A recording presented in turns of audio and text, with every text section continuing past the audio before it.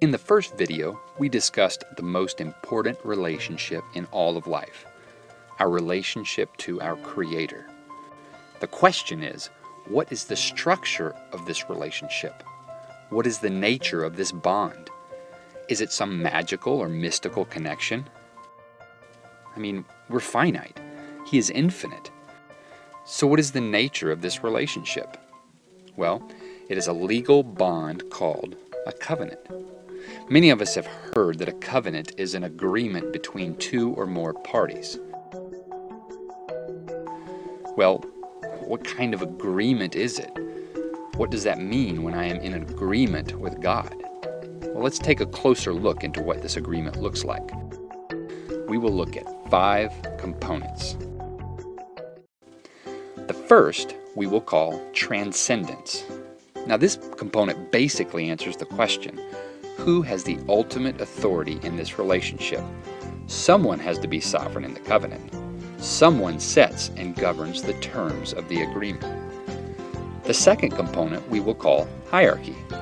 The ultimate authority sets in place a chain of command to carry out his authority. Just as every organization needs individuals representing the authority of their superiors, a covenant needs established heads or representatives. The third component is the rules or laws. If I am in this arrangement, what are the terms? What determines whether I'm holding up my end of the deal? What is the required behavior of both parties? Of course the answer is some form of law. This just makes sense. Next, there are sanctions.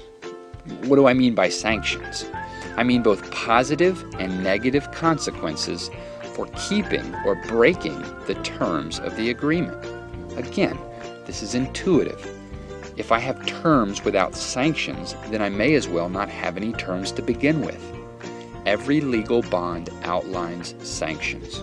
Finally, there are provisions that we will call inheritance.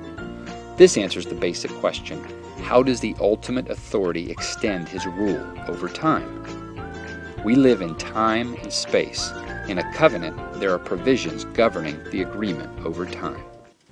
What I have just described is the structure of the relationship between two parties bound together in covenant. It is a legal agreement. But don't let this come across too cold. A covenant is deeply personal. It is intimate. We are personally bound to a personal God and to the others that are in covenant with us.